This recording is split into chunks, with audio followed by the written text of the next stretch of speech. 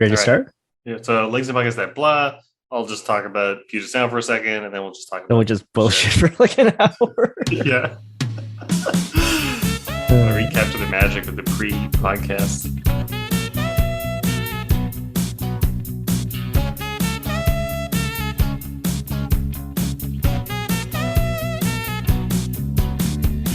Who's that bird with the power for able to flicker the whole board?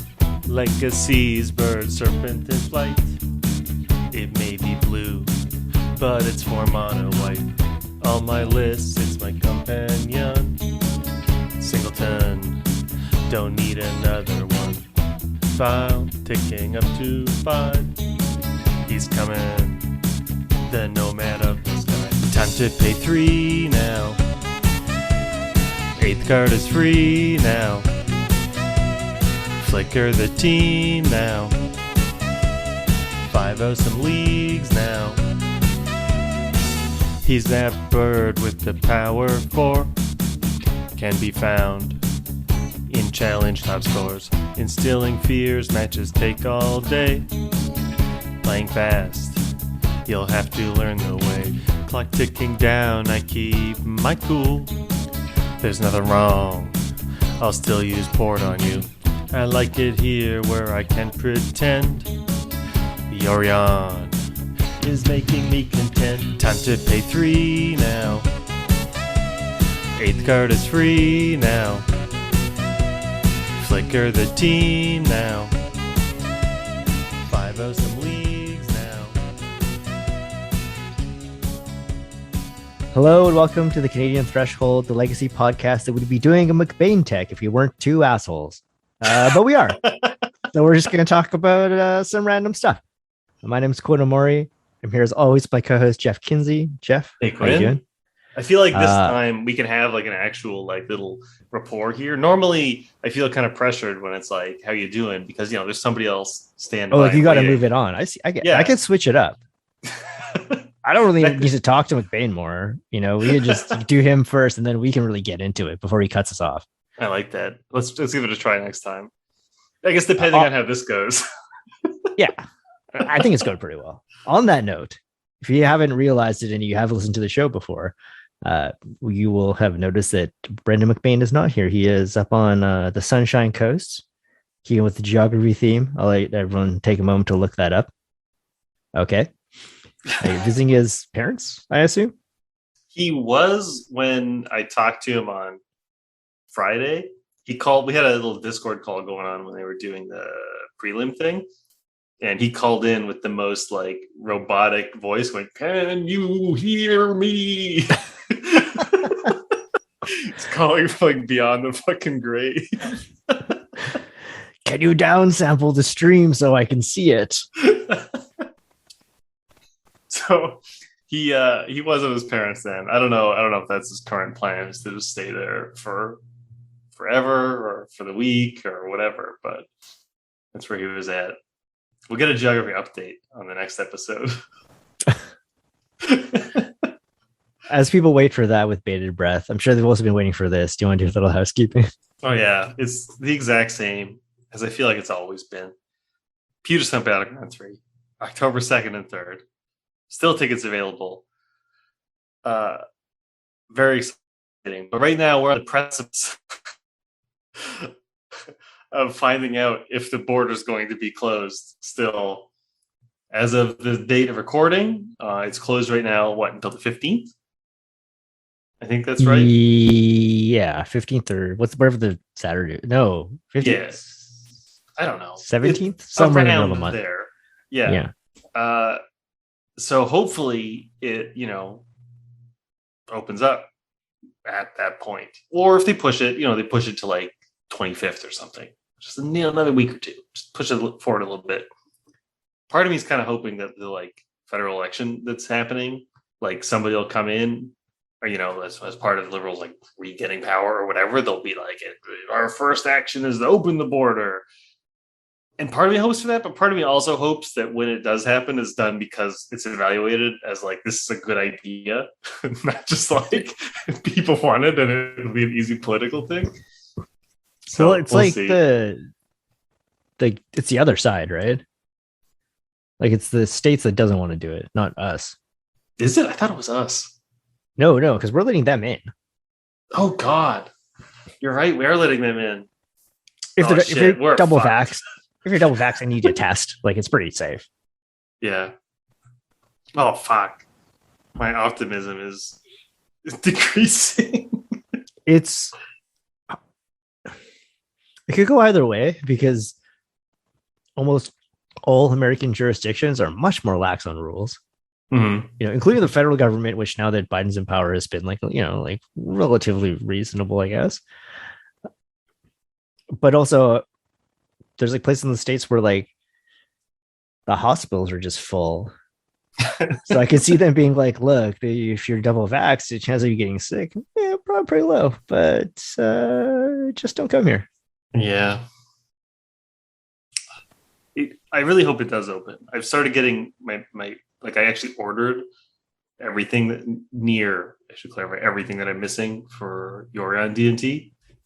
The only thing I now don't own is the fourth Caracas, which if paper does have it, I'll steal from you. But like the stuff started coming in this week.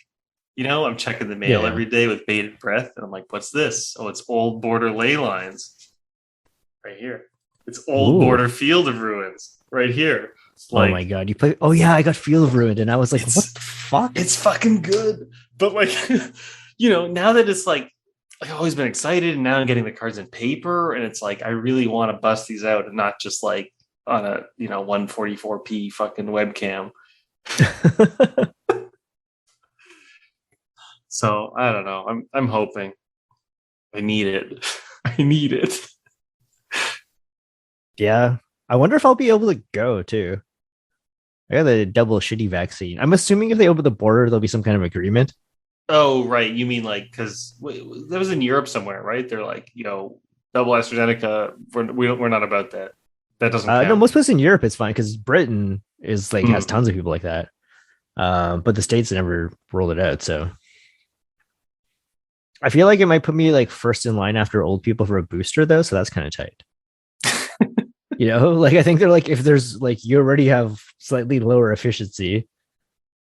That makes sense. Makes sense yeah, so like I might get bumped up again, and this time I'll get a Pfizer instead of just being like, oh sweet, like sneak in here into the pharmacy. Oh, that was a mistake.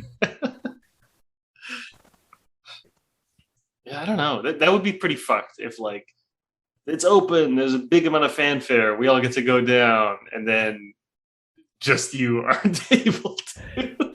I mean, I gotta be honest, like even if it's open, I don't know if I want to.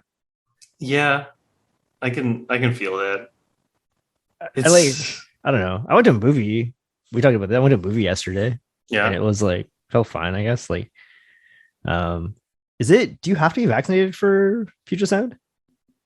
I don't know. You have to wear a mask. I don't think they said anything about vaccines. I think they put the mask. I know the mask thing is there, but I don't think they said anything about it. Yeah, like I think a lot of places are getting kind of like, oh, we don't know if we want to, involve ourselves in checking people's vaccination status.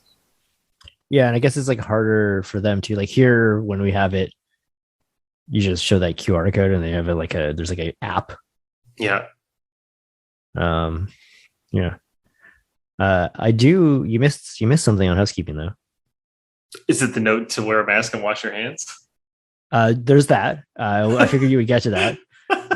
But a place where you will have to be double vaxxed ahead of BC government regulations because Matt is a man who loves safety. In-store events returning to the Connection games and hobbies, as early as September 13th. Oh yeah, shit! I forgot about that. Unless there's a change in the government regulations or something really, goes downhill, we could be at Connection as early as next week playing some Magic. Holy shit! They're requiring double vaccination and masks. Quinn stuck outside. The wrong vax peered in the window. I don't think Matt's making a judgment on which vaccine you have. So I'm gonna message him. I'm gonna make sure get that guy out of here. But there's Monday night drafts. Look, fucking anything. I don't care. Pioneer, standard. Yeah, like I'll just put a standard deck together and they'll be like, you only have 2 of those? I'd be like, yeah, fuck, sorry, man. Is shock legal? Is shock legal the standard? I'll play shocks. It'll be fine. Yeah, like at this point, it doesn't fucking matter. I could become like a modern like M asterisk the DERN player. Just jonesing, man. Especially like with those God accounts they had up. I've just been playing so much Magic Online. And like the real fucking shame of it is like I played in one of the prelims, so it's not like I did it for nothing. But like what it means for me to have the all access and play a bunch of Magic Online these days is that I'm playing the art of Rashadenport and Wasteland that I like. Because like I just don't own them. I definitely like I have decks made from last time that were God accounts, and I like tweaked them because there were cards that have changed or cards that have come out, cards that are better than whatever in the meta or whatever. But I also definitely swapped out all the fetch lands and put in the old border fetch lands and like hell yeah, swapped out all the ponders and put in the old border ponders. That's what you got to do. Of course. You can always kind of tell when that's on too, because you get people. I think the first time they did it, you get like masterpieces or something, and then for some reason it's like excluded. I don't know why it's excluded. It doesn't make any fucking sense. But like you play against somebody, you know, every single card they're playing with is this like god awful foil that like renders like shit on Magic Online. Borderline unreadable if it's from Amonkhet. Yeah. The Elliott special. Sorry, this is I don't know if people are enjoying this or not. Hopefully they are, but this is probably going to not make it better. Can we just play in paper more? Like us? Yeah. Not just you and I, but you know, people we know. People we know like are vaccinated and like, you know. Yeah, like would you have 7 people at your house? Yeah, let's do it. Let's just draft. I got boxes here and I just moved for everybody who doesn't know me personally. 2 kinds of boxes. And we do not have enough storage space. And gotta get these cards, gotta go. It was great though, actually. So I moved my stuff in on like a Friday. And Liz moved her stuff in on Saturday. And I just remember getting all the boxes on Friday and being like, oh my God, I have so much stuff. And I have 10 crates of records that I haven't moved. And I have my most expensive Magic cards that I haven't moved because I didn't trust like it. Not that whoever's going to rob me, but I'm like, what if they miss one? And it's the box that has my like CE power and dual lands in it. You know, like I'm just like, I'll move that after Liz moves all her stuff because I know exactly where it is at all times. You know, so my old place is here. Right, you rent one of those bank trucks. Yeah, well, yeah. Like I actually just walked it over, so similar thing. I didn't lock it to my hand, but I felt like I should.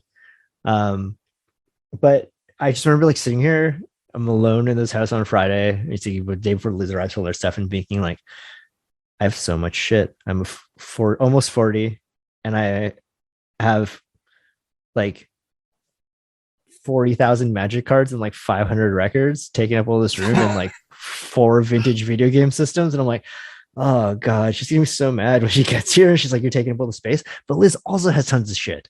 It's great. So it's bad because we don't have a lot of space left, but it's great because she was like, I'm really sorry. I'm like a real pack rat. And I'm like, Liz, it's okay. It's okay. That's a good feeling. Yeah. You're like, I'm not the shitbag that's like, oh, you have everything prim proper, you know, Marie Kondo, you got rid of everything else. And here I come with my, you know, boxes of Magic cards or whatever. Or yeah, like if she had really pared down to the essentials, you know, I would have been like, I'm sorry. I brought 2 giant IKEA shelves, but they literally hold only my records. I'm sorry. They'll go into a place, but that's all it is. And I'm also going to buy more. That's also how it is. This is an ever expanding collection. Also, man, for anyone out there, if you don't collect records, don't start. Because I lived in a basement suite and we moved up I have to go 1 flight of stairs and I hauled like 400 to 500 records, crate by crate, up those fucking stairs. And like the next day I was like, man, my legs are sore for some reason. I'm like, oh, it's because I hauled record crates up the stairs like all afternoon. Yeah, that'll do it. That's a lot of goddamn records. I also tried to get rid of some, and I think I got rid of like 20. So I've been listening to my records alphabetically, and every time I get to one where I'm like, I don't want to listen to this, either I have to force myself to listen to it, and sometimes it's been great because I've been like, actually, I do like this, or I like put it in a pile to get rid of. And I pulled out like 10 records, and I think I got rid of 5 of them because the other 5 were like 2 Fleetwood Mac records and like something else where Liz was like, oh, I like, you should keep that. I would listen to that. And I'm like, all right, back on the shelf with the Fleetwood Mac. I'm impressed that you even have your records in an alphabetical order, or that you can identify them that way. I mean, when you get that many, you have to do something. Or can you imagine just like 500 giant things? You're like, I'm trying to find the Beatles, even, you know, and you're like, yeah, one of these shells. Like, which Beatles record do you want? I guess that's kind of like it's like magic cards. Is like you have like 10, and you're like carefully, these are the artists are together, and within that is by release date. And then like I probably only have like 50 records, but like I don't even fucking keep my like artist anymore. It's just put on the shelf. 50 is scannable though, right? You can scan them? So like you can like scan, like you can look and kind of scan and be like, okay, that's the one I want, right? I was like, this is some high-tech shit. And 10 is scannable, but 10 is also, like you said, it's really easy to be like, they're in order. Yeah. It's kind of like when I started playing Magic again, and I had like one commander deck, and I started drafting, and I had just a box of stuff that I would draft, and I just put them in order, and it was so easy. And then I got to a point where I was like, I just had this box of like just random shit, and now I got to a point where I have so many fucking Magic cards again that I like, if I don't put these in order, I'll never find any card. Do you run into the same problem here? This applies to records and Magic cards. This must happen with your records, how many you have.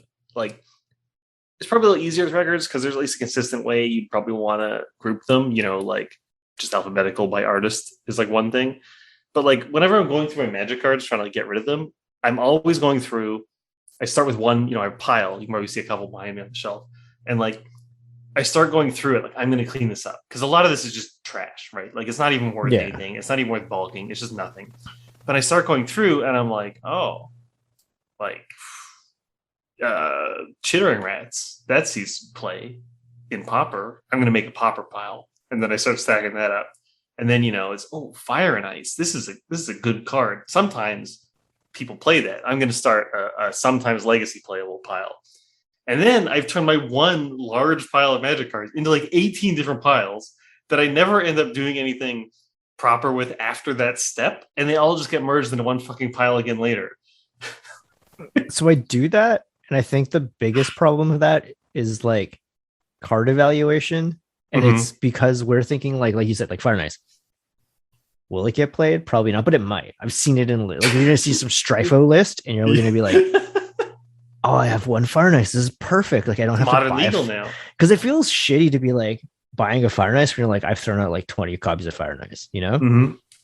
And so like there is a reason to keep that stuff, but it's like I'll go through and be like, this card's like it seems like it might be like, you know, like a $2 uncommon, like this would be good in EDH, and it just never is. And then the ones that are, I'm like looking through like a shoebox of where I've like thrown shit with before I've thrown it out, and going back through bulk to be like, oh, I forgot it. Like that makes sense. I didn't think about the interaction. Oh my god, it's like a $5 common.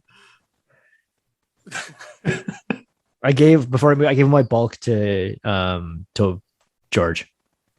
That's a good bulk, man. Yeah. I hope there's some uncommon or common that jumps up in price for him in there. But also I was just like, he was like, you want some bulk? And he's like, how much you got? I'm like, oh, like 6 shoeboxes full. It's just like stacked in the corner of my bedroom. He was like, yeah, okay.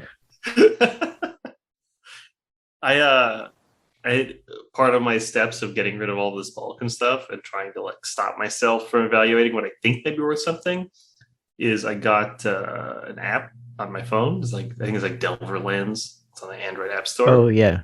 I think it works pretty well. Like you scan something and like it reads it pretty quick, and then it comes up with like a TCG mid price, which like, you know, I wish it could do like a CK buy list or something, but at least is like an idea of what it is. My phone gets fucking hot using it, and you have to pay, I think, $3 a month to use it. So originally I was like, great, I'm just going to do this for 1 month, scan all this stuff, send it to Card Kingdom, get, a couple $100 a bulk or whatever. Easy. As you can probably guess, I think I've been paying for probably like 5 months now. And one of these piles somewhere was scanned at one point, and I probably just have to go through and do it all again. But fuck. It's also like, especially when it comes to CK buy list, like there's stuff that's like $2 and like, oh, the buy list is 10 cents though.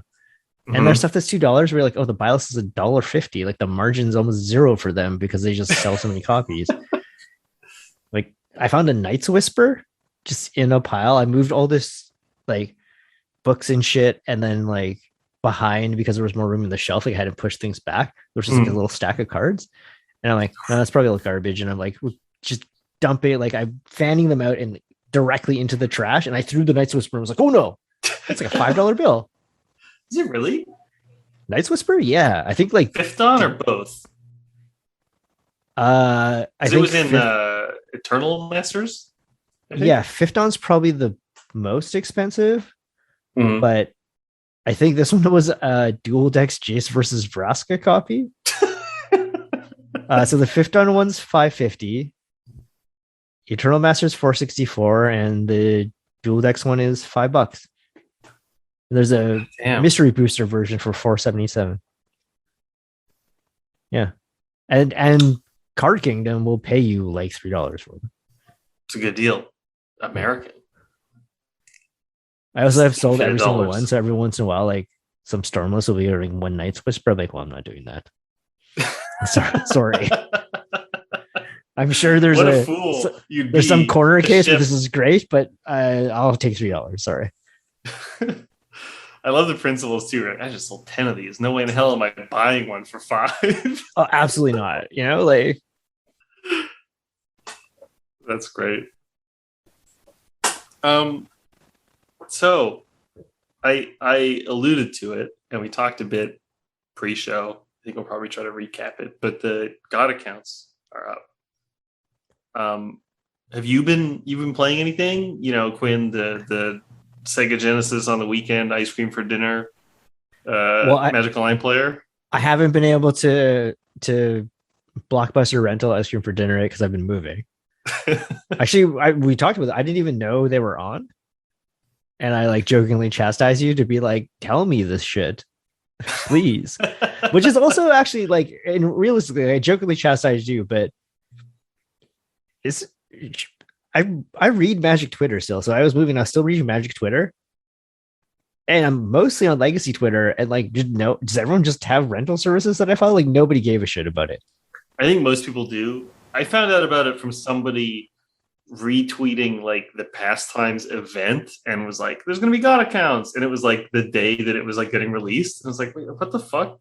Like there was like I think maybe a day worth of notice, and then shouldn't there be like wild hype on that though? Sorry? Shouldn't there be like wild hype on that? Like even if you have all your stuff, like, and I have the bias of not owning any cards, so obviously like but even if I did, I'd be like, hey, like we're always trying to get people to play Legacy. I like think now's your chance. The problem with this one, especially compared to like the hype, say around like Eternal Weekend last year, like there's massive hype, right? Everybody was tweeting about it. Everybody was trying to get people involved. And what happened, at least with this for the Pastimes thing, is that the only events that were running were 3-round prelims. There was no tournament there was a tournament you'd qualify for, but it's like a Modern Horizons 2 sealed thing in January. Yeah. So like every time anything else happened, there was either like a really big Legacy tournament or like a really big Modern tournament. And it was also, I think they were all for at least 2 weeks, which was, enough time to like really let it kind of percolate and get people involved. And like, if you don't play this format, if you don't play online, like buy into this now, there's like 3 different tournaments you can join. You can, practice this stuff for a week and then do it. And this was just this weird kind of like half-baked thing. And the prizes like sucked outside of it. I did one of the prelims and I went 2-1, which I think got you like 6. It was 9 like Forgotten Realms boosters. It must have been 6 because it was you made like less than your money back on buying the token, and you got like no other prizes aside from a old border demi lich.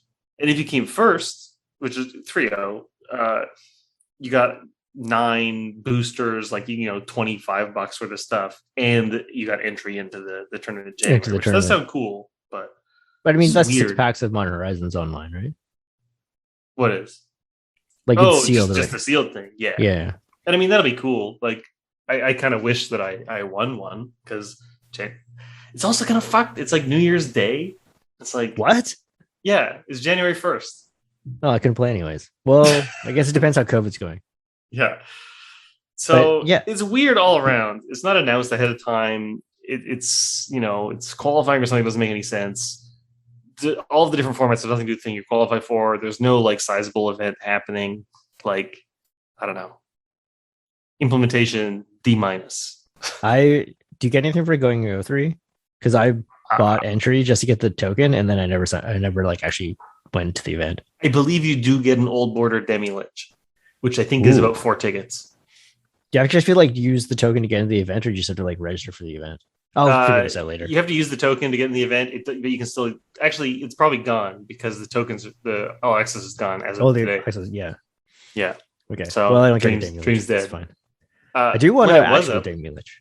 Wait, so Oldbury. So now there's an Oldbury Demi Lich online, but not in the real world. Yes. Oh my god!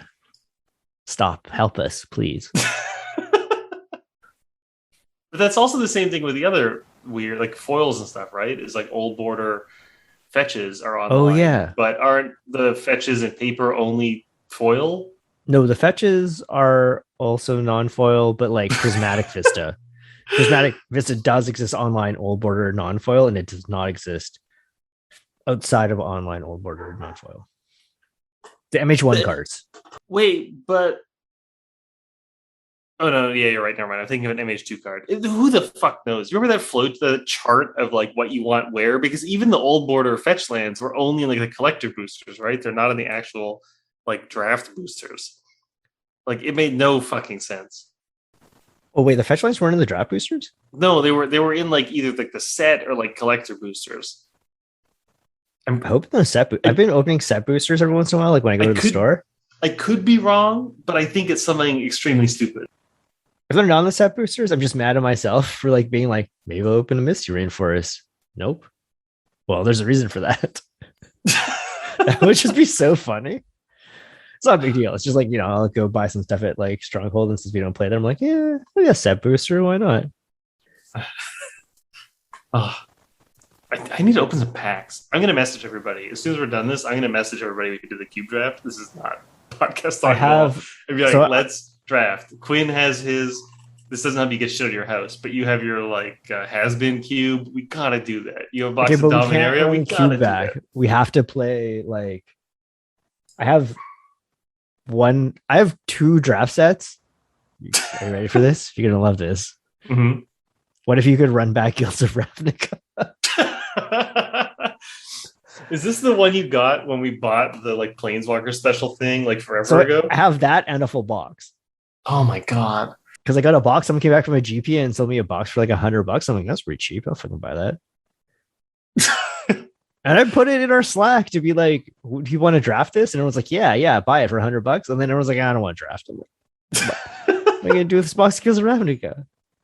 Shocklands are worth money though. Maybe I should just crack it open and try and get $100 out of it. I'll draft it. We'll find 6 more.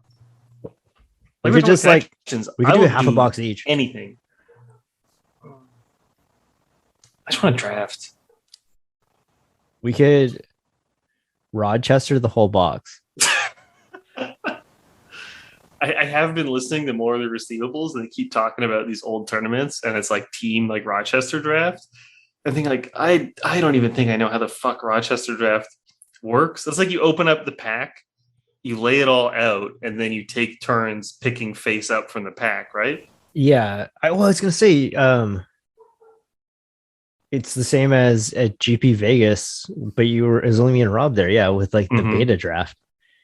They just like went pack by pack, laid out every single pack, and then people like picked face up, so you knew what everyone's colors everyone was in. That sounds hard, man. People drafted like Moxon. It face up too. So because it was face up, people were just losing their minds when they like flipped a Mox or something. It was so sweet. Imagine being like the third person to pick from the pack. You're like, oh, come on. But then later you're the first person. So they flip out a new pack, and it's like that is sick. Yeah. Except it was like lands were going ahead of like cards that were borderline playable because they're just like, oh, like this beta island's worth more than grizzly bears. So I guess I should take the island, even though the grizzly bear would go in my deck. I remember going to GP Vegas the year me, you, Tristan, and Dylan Dubik and my buddy Greg went down. And we're walking around and they had, I don't know if they still exist. There was like a Magic like finance. I think it was a group, like a Patreon or something. It was like Quiet Speculation. They do not exist anymore. They maybe the website does. They had a box of like Italian legends or something, and they were opening it. And if everybody lined up when you got to the front, like they were just opening the packs and just putting them face down on a table, like the contents, and like swirling them around. So it was like you walked up and you just grabbed the face down card and you got it. And you're waiting in line and you're like, man, the things I'm gonna get, holy shit, this is gonna be amazing. This is gonna kick so much ass. And I walk up and I grab it. And it's like an Italian Amru Kithkin. So I have still over here, I think it's in my D&T bullshit binder, a minty, near pack fresh Amru Kithkin. I say like within a year, that's still probably $5. Everything in Legends is so crazy right now. I posted like Legends Pendlehaven is like $50. That's fucked. How much is the Time Spiral Pendlehaven? Not $50. Fuck, I'm ruined. I can't wait till McBain hears this and he's a half an hour in and he's just like, you guys didn't get to any topics. I'm like, well, we got to them, just not yet. Brendan.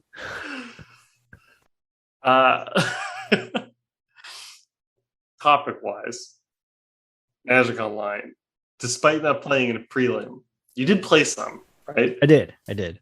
So I had been moving. I'm just like spewing out money right now because we'll be like, we don't have this thing. Like, we need to buy it. We have too many of these things. I guess that's a sunk cost fallacy, but I'm like, I'll just throw this money in the garbage because I can't find someone to give it away and I don't have the time to do that. I was gonna, not to interrupt you for a second, but I have this thing where it's like, once I start spending money, like I just feel like, fuck it. Like, what's a bit more?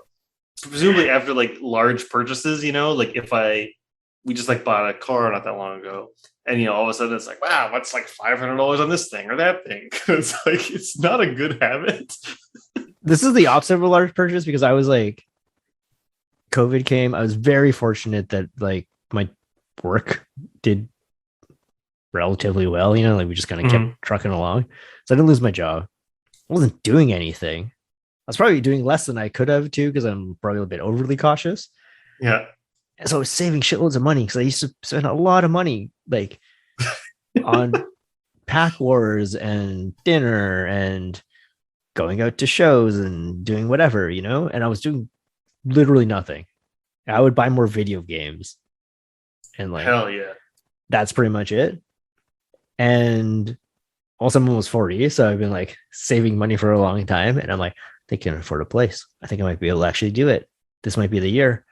But now that I work from home, we need all this extra space. So I actually can't. I can afford a place for Liz and I to live if we just go to our offices, come home here to like, eat and sleep. Yeah. And we spend a lot of time going out. But we work and live here now. So can't afford that. So we rented a place. But because of that, like, like when you were like, how much savings do you have? And I'm like, not enough for like, a place in the city that I want to live in. It's like a real bummer. But once you're like, man, I can't afford that. You're like, oh, well, now I have a lot of savings. and like realistically, I'm sure that feeling will go away. But now that we just moved and I'm just like, these hangers suck. I'm going to buy new hangers. Like, it's the time to do it. This garbage can looks like shit. Let's buy a new garbage can. It'll be fine. Yeah, right after like before we started casting, when I was like, we have too much stuff, but also I'm buying a lot more stuff.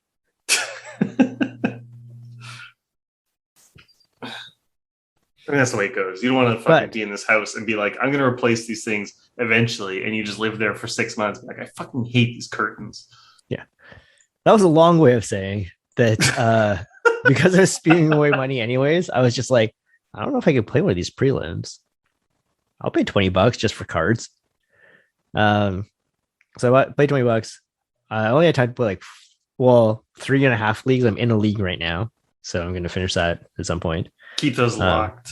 Fake Magic cards. Watsy can't take them from you. Exactly. I'm gonna maybe I'll just space it out to the 15th. But I always play Infect. Whenever the God Council line, I'll play a run with Infect. So I played at the time Fenris Cloud, Sam Dams's most recent Infect list. He now has top 32'd with a Esper. I guess it was 4-color. Maybe there was no white. I don't know. I don't think there was white. There's no white, so it's bug Infect, which I want to say I can't get behind, but Sam's a lot better in Magic than I am. So I played Bant Infect, like green blue with the white splash. I think I went like 3-2. And then I played 2 leagues with Tess. But I went 3-2 in the first league, but my losses were like both 1-2s and they were close. Like I almost got there. One of them I was like, I knew where I punted exactly and was like, I should have won that, which is not like a complaint, but more of like oh cool, I'm gonna run it back. And then I ran it back and went 0-5. And Jess was like I mulled a lot, which didn't help. I'm sure I made some bad mulls too, on like some of the 7s where maybe it was like I should have kept them. But it was just like miserable. It was just a miserable. I was 0-4 and then I just couldn't find a 5th match. We were talking about this earlier. Like I'm just in the queue for like 5 minutes, being like, come on, like someone just play me.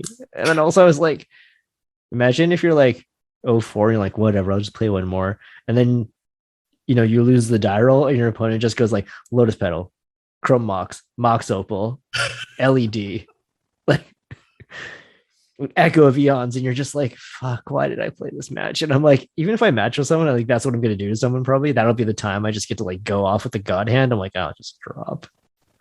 You got it too, because like people playing that 5th match after being 0-4, that's like, oh, my deck didn't get to do its thing. I didn't get the pieces together. I want to see it. And then like you do the thing on them, and it's just like, I don't want to do that to someone. A benevolent man. I do. I like Tess seems strong right now, despite the fact that I guess on par was 3-7. I'm for sure misplayed a lot. I'm sure I made some like sketchy keeps or sketchy malls. But in general, it just seems very resilient. Plays. I just saw your message saying you could draft this weekend. I can't draft this weekend. It'll be away. How about the weekend after that? We'll talk. But it has like 4 veils and 2 silences. And so in a meta where there's lots of blue, and there's also just not a lot of people thought seizing you in general. So you just kind of sculpt a hand, wait till you draw protection, play a protection spell, and go off. Seems good. So it seems like there's more play to it because there's like few different patterns. It's not just like, there are games where you just jam silence or veil and then like do your thing, but there's a lot of like weird lines. Galvanic Relay is a really cool card now too. That's nice for like what I always liked in Storm is kind of like the setup turns where you just it's like dump out a bunch of stuff, maybe even crack like an LED and you just like relay for, fucking 6 or something. Yeah. The post-board relay, I think like pre-board when you have to like they're usually you're just like, oh, I like ran bad and I'm short on mana if you're like pre-board burning wishing for relay, because otherwise one's just burning wishing to kill them. But yeah, post-board when you like you board some or all of them in and your opponent's like, you're doing your thing and like, okay, they're gonna tutor and you're like Galvanic Relay, and then there's always a pause, being like someone's reading Galvanic Relay and being like, what's gonna happen here? Like, oh no, that can't be good for me. It's always like, wait, can they cast these now? Oh, they can't. Okay. Yeah, so you feel good, and then you're just like the next turn, it's just like, oh, they have all 9 of these cards, and oh wow, how do I beat this? So Uh, are you on like that kind of like rainbow test then? Like I saw there was lists playing all kinds of crazy fucking lands. yeah. So it's playing one Tundra to splash for white. I'm sorry, I said silence. It's Orange Chant, Superior which silence. actually came up. You kicked Because it? I think it was D&T or something. I kicked it on their turn because I was gonna die. I need to buy myself one more turn. I didn't win, but it gave me another turn. Imagine if you did though. Exactly, right? And it was a situation too where they didn't have like Thalia. I Mm. think they had Spirit, so I couldn't wheel. But it was like I had live outs because they didn't have Thalia, and I silenced so they couldn't attack me. And was like one time dealer, like one time. Didn't get there, but it felt good to be alive off of like the kicked Orange Chant for sure. Mm-hmm. No, that's sick. I love that Tess is playing Tundra because when one of the matches I played when I had Tristan and like Robert on watching, I was playing as Tess and like they like led with Tundra and it's like, all right, man, Yeah, go for it. And like cool miracles. they had like some other land and I just like wasted it and then you just see them stuck there with their Tundra and they're like, Oh fuck yeah, that oh. feels bad. The mana's even sketchier than before, which feels bad. It's weird with that deck. Like you have some draws where you have opal or like multiple petals, and you're just like, great. I have a swamp in hand and a taiga. It doesn't matter. And then you have some draws where you're like, if I just draw a blue source, really, it'll be fine. After I got wastelanded, I just need one more. Many blue sources. Nope, nothing. But I mean, also sometimes you turn one people, so it's hard to complain about that. The bug infect. What's like the draw? Is it just like they're playing Phyrexian Crusader, which is what? It's infect first strike pro red and white? I think it's pro and white, right? I think so. Because black and green is Crusader. So like is it just it doesn't get pathed or bolted and can like attack through monkey or like DRC? Swings through like monkey and DRC. It's kind of like right now, like what does it get hit by? In the especially like the online metagame, like right. It's really just like EE or like Terminus or something. Yeah, and if someone wants to E for 3, like that's pretty like Crusader is kind of slow, but I think you're playing Crusader off of like Ignoble Hierarch, hopefully. Ignoble's a sicko in there because I think they're even playing. When I looked at the list you linked, I think he's playing 6 Hierarchs or something. I think it's 5. It's like 2 Ignobles, 3 Nobles. Oh yeah. It just again like Sam, much better Magic player than me. It's just everything about it seems so awkward. But I think like that's also like maybe that's the thing that I have wrong is I look at something, I'm like, ooh, the mana base. I look at that test deck, I'm like, the mana base is awkward, but I'm going to give this a shot, and I look at the infect list and I was like, oh, the mana base is so awkward, and I didn't have time to try it out, although I wanted to. Mm-hmm. But maybe that's the thing is like the power level is just like power level Magic cards are just like sufficiently high enough that it's like sometimes you lose to your own lands. I think it's definitely the case with tests. You're like, look, there's going to be a certain percentage of games we lose because we drew like Tundra, Taiga, and that's it. But the ability to, protect with Veil or like silence somebody or even like Prismatic Ending to get rid of like a Deafening Silence or something is just like opens up so many different games. That's a place where I'm sure I made mistakes too in games where I found myself like kind of color screwed. I think looking back at some of them for sure, and I'm sure there were lines I missed, I fetched the wrong lands. And I think that deck is harder to fetch than it is in Ant, where you're just like, I get Underground Sea first almost always, Yeah. Or Island if you're like worried about Wasteland. But like, I'm sure there were just like moments where like if I had fetched Tropical Island instead of Taiga, it would have been better. Or if I had fetched Badlands instead of whatever Underground Sea, it would have been better. And like I guess that's where there's like a skill level thing too. Whereas before it was just like you had the brute force, now you have the brute force, and there's like a little more nuance. That's why the only fetch land I play is Field of Ruin. What about flagstones? I guess they choose for you on that. Flagstones is bait.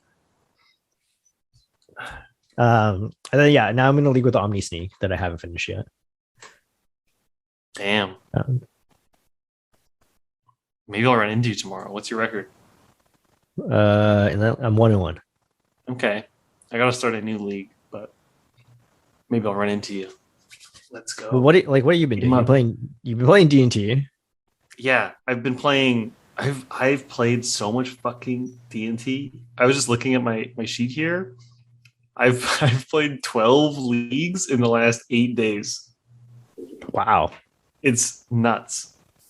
Just grinding, and I'm doing so, like, it sounds like braggadocious, but I've been doing so well playing this deck. Okay. Like, I have never done so well playing on Magic Online.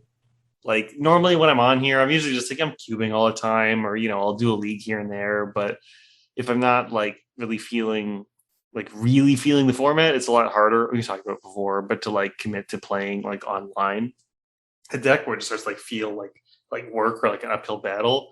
But like right now, man, this feels like the perfect meta for like D&T. Like, the amount of 4-1s that I have is just like fucked.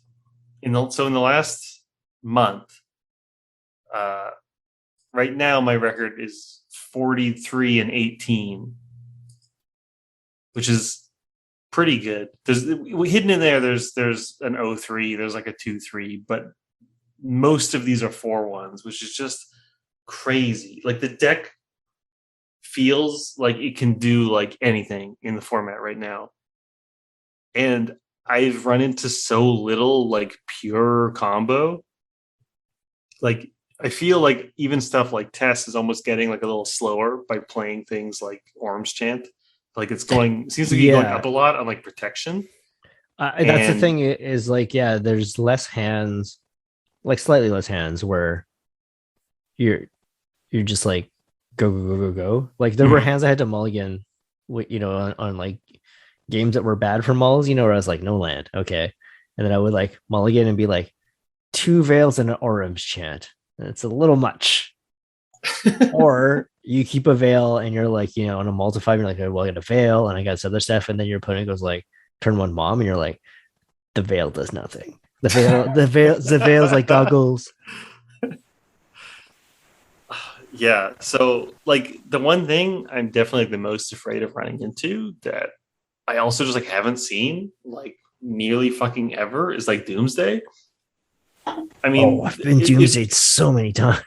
It feels like the field is basically all just like Blue Red Delver and then like some random shit in there. There's been a lot of Sneak and Show, but like just all these matchups that like I feel like you're just so heavily favored right now. And like we talked about before, but it's like, even if it's not like, oh, it's a 70% matchup, it's just like in 90% of the games you have the tools to win if you use them right.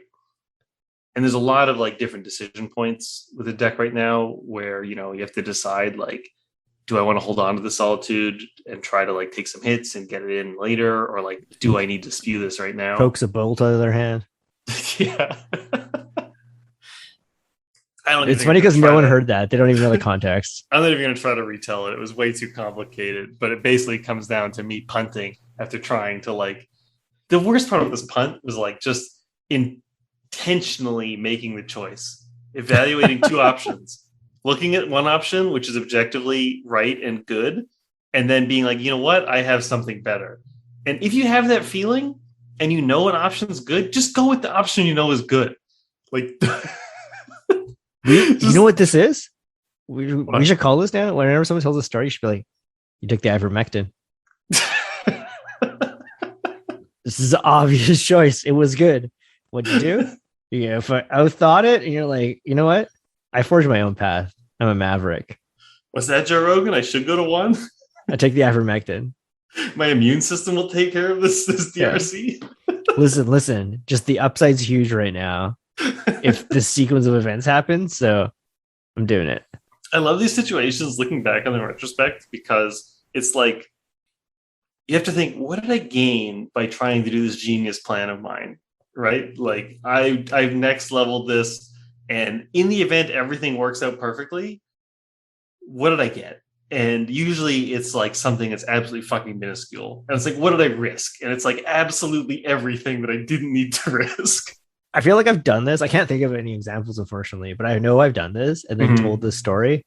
And then friend of the show, Colin, bless his heart, will always just look at me and be like, why didn't you just do blank? And I'll be like, that does seem a lot safer. And he's like, yeah, because if they did this, or this, then you were fucked. They're like, correct.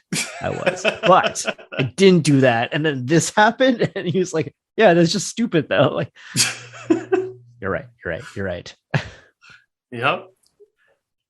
Those are the best stories too. Like for Magic, those are my favorites. Like when I'm like, I made this genius play and I tell everyone about it. And everyone's like, why didn't you just do this instead? It's a lot safer. Oh, wow. You need the story equity. Like, but you get the story equity and everyone's like, yeah, you did that. You're an idiot. And it's like, and I like, seriously, I love that. You know, like, what are you going to do? Just like, play perfectly and not have any funny stories? Like, come on. Who wants to be around that? If you play perfectly, all you have is bad beat stories. No one likes those. So, playing D&T online, I started out as any good pilot should. Listen to our last episode. Just go to JR's Twitter and just see what he's doing. It fully cop the entire list and just play. So I did that at the start of the month. I was playing as Yorion D&T, playing a Charming Prince, playing Ballista, shitload of lands, cool. Ley lines, great. And then probably about a week ago, Jason Murray, Leonel posted a list. Seemed like a meme. He was playing Timeless Dragons, which if everybody doesn't know this banger, it is a 3 white 5/5 flyer. It has plane cycling for 2, and it has Eternalize for 2 white. And this seems... Wait. For people who don't know Eternalize, what is Eternalize? Oh, okay. You exile it from your graveyard. This is a good check. And you make a token copy of it that is a black zombie in addition to its other types, and it's also a 4/4. So if you Eternalize like a 1/1, it's a 4/4. If you Eternalize a 5/5, it's a 4/4. And it keeps all of its abilities. So it's a 5/5 for 5 if you cast it. It's a 4/4 for 4 when you Internalize it. And they both fly. They do. And it has plane cycling, which has been relevant. Chuck it in the bin, get a little uncounterable 4/4 flyer. But the general concept behind playing this in the deck, because at first you're like, what the fuck? Like I'm playing another 5-mana spell in my deck. Like you're up to 6 main deck 5-mana spells, like 7 if you include Yorion, which is like casting 5-mana spells in Legacy. Like that's only almost ever been hard casting a Force of Will, and then some sickos casting Titania, and like that's it. Is it like a 5-mana golem? There's not, right? It goes 4 and then now 6. Oh, Siege Gang? If you're casting if you hard cast a Siege Gang? I guess, yeah.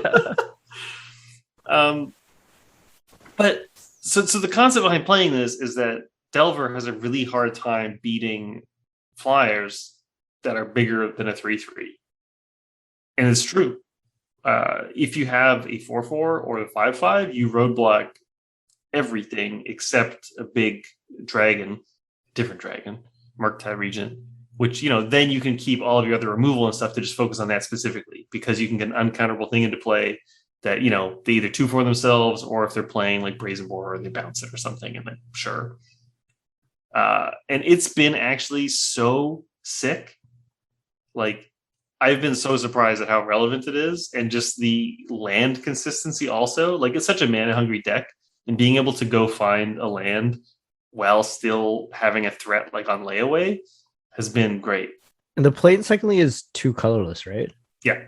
Yeah, it's just like Eternal Dragon. So when you have those like like the Wasteland port hands, where like sometimes I'll be playing against D&T and they'll be like port vial, and you'd be like Force of Will. And they're like, Wasteland, Waster Trop. And I'm like, oh, it's this hand. Okay.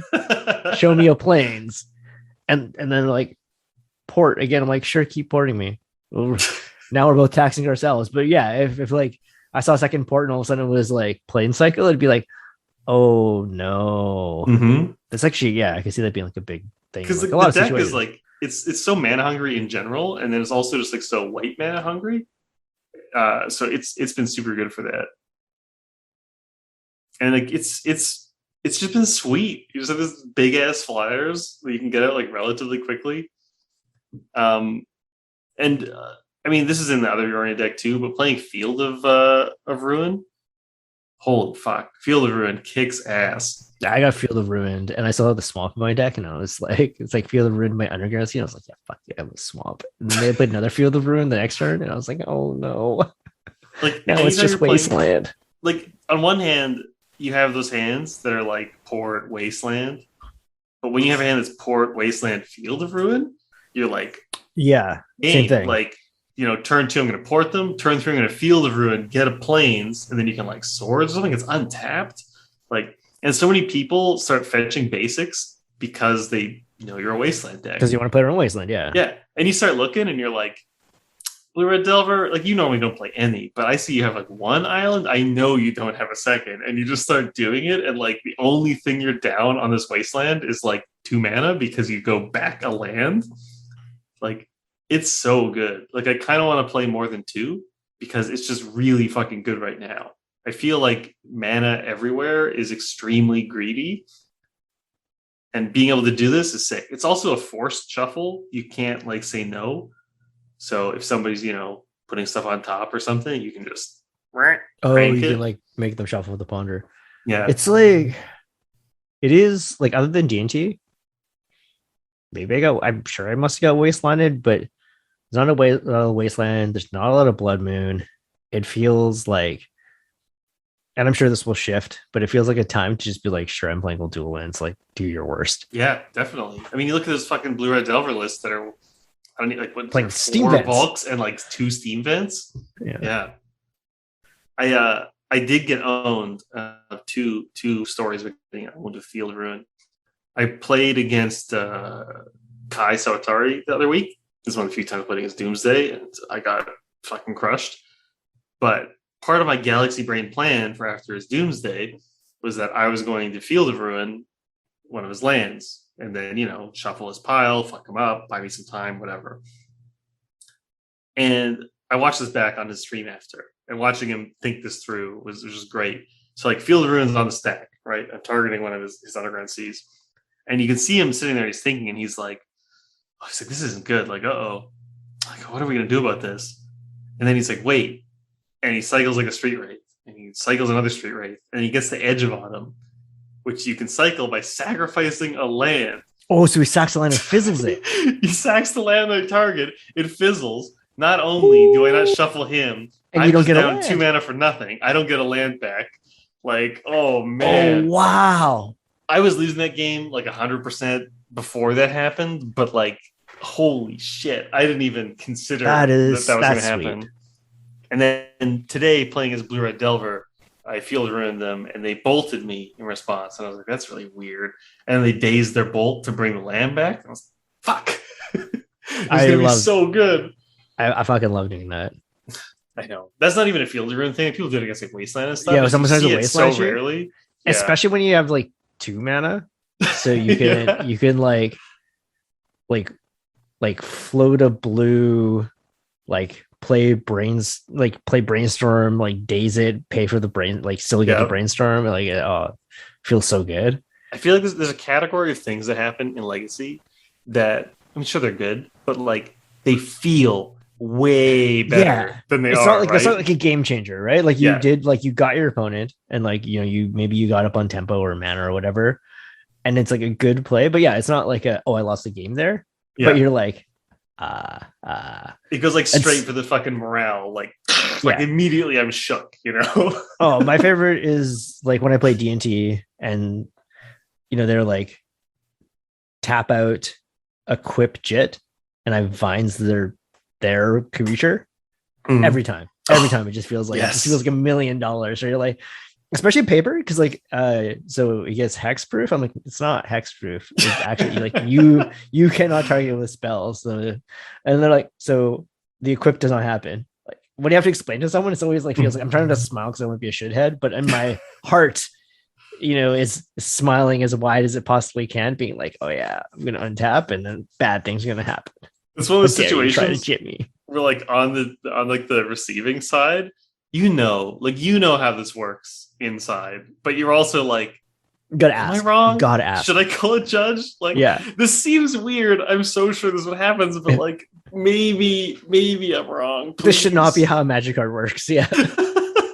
They fixed this. You're right. They did, but we're in legacy. They didn't fix it fast enough.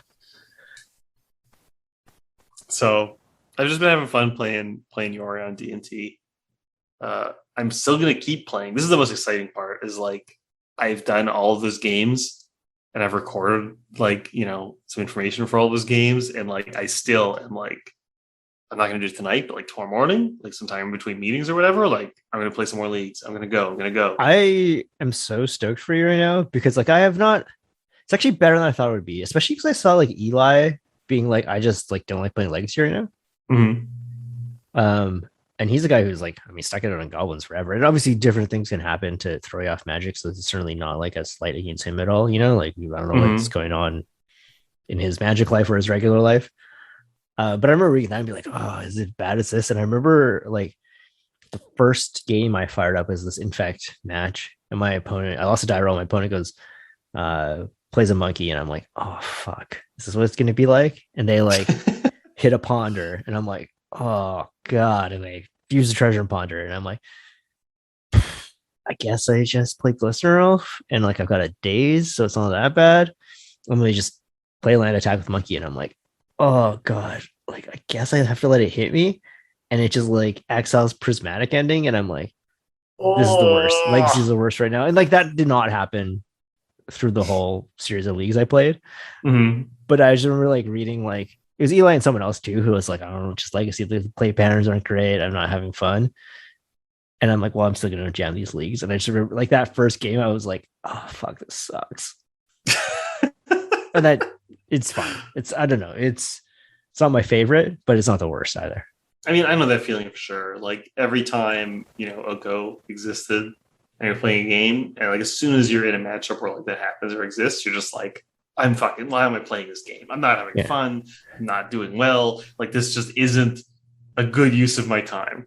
The Bob said as I had fun playing tests. I mean, there were a couple, I had like multi 4 a couple times. I didn't have fun there, but even in matches I lost in that 05 league, I was like, I see what I did wrong. And this was very fun. And the other matches in my Infect league, those were fun enough, Mm-hmm. But I do feel very heartened that like you are having a blast. Like that makes me like stoked, that you're like, I'm going to run it back again. And I'm like, that's great. That makes me feel good. I've been enjoying this so much that I went and made a bunch of changes to my Google Doc I use for tracking matches.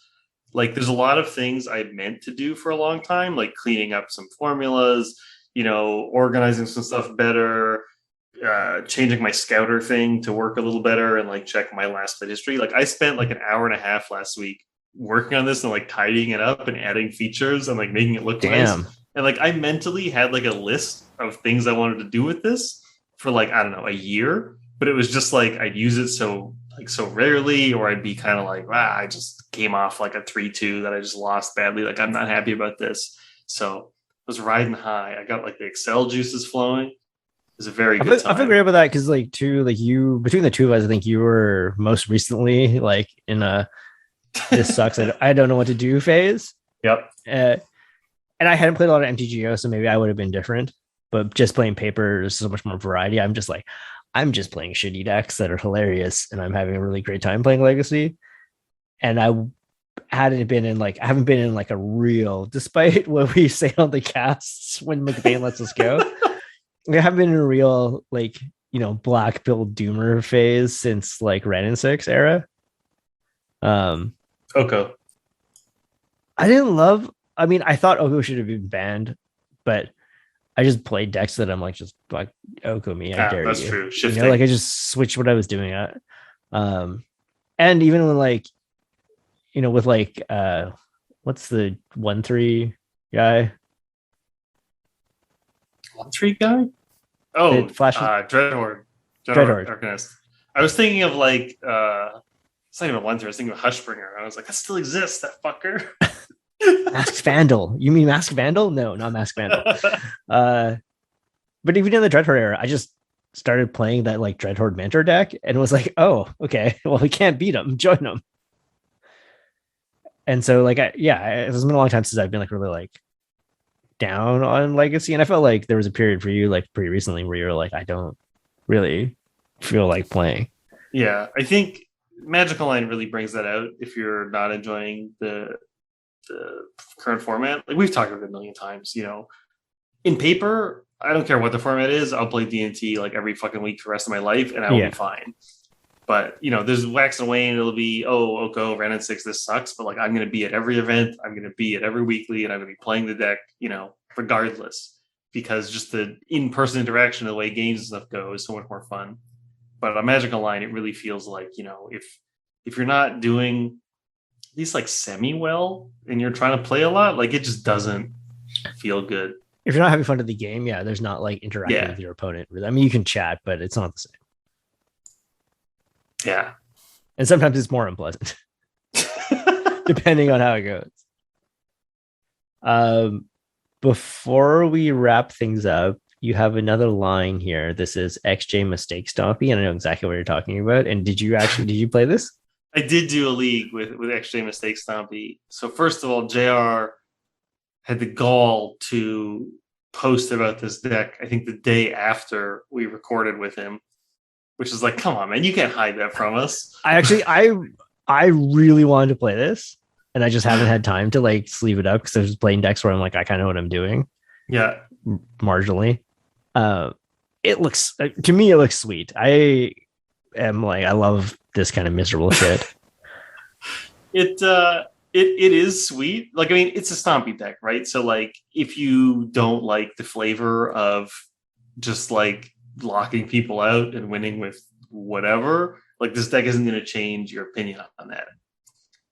But like, I played a league. I went 3-2. It was like fine, you know, a lot of Rip Helm wins, a lot of humility against people, or just like, you know, jamming lock pieces and solitudes and all that.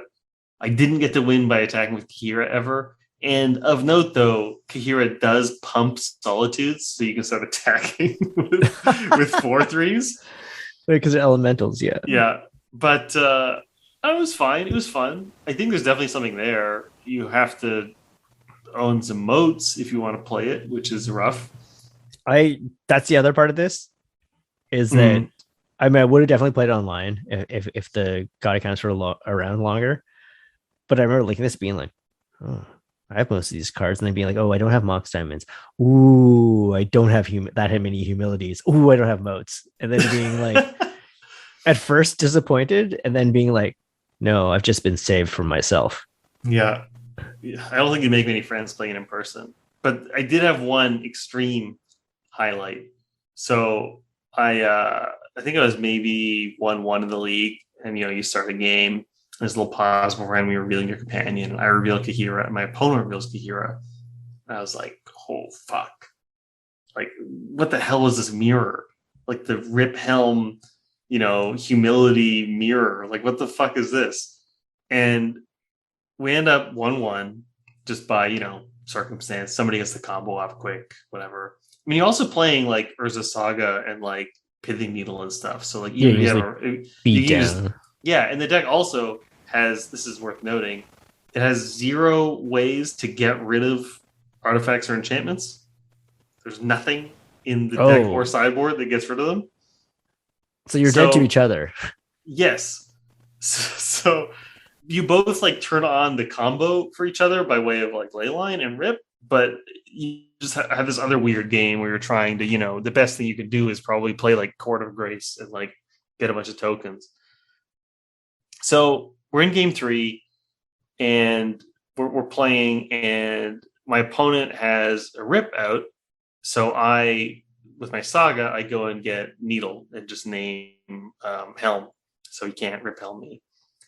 And then I played like a Court of Grace, and I'm kind of losing on board to a bunch of like I'm about to lose on board to a bunch of constructs.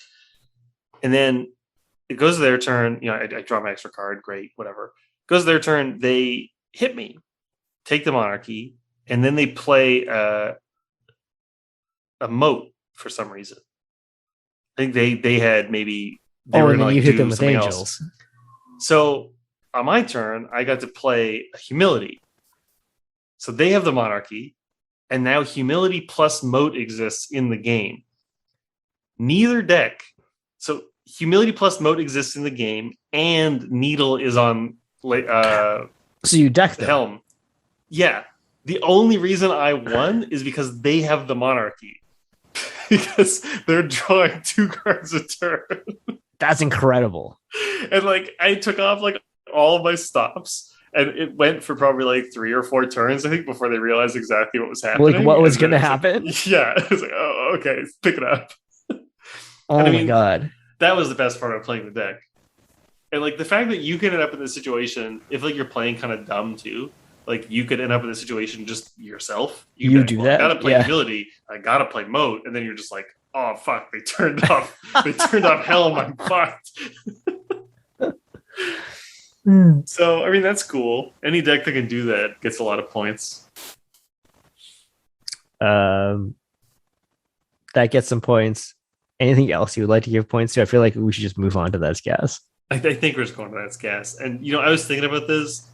Yours is just so good. This is going to be in chorus. This is in tandem.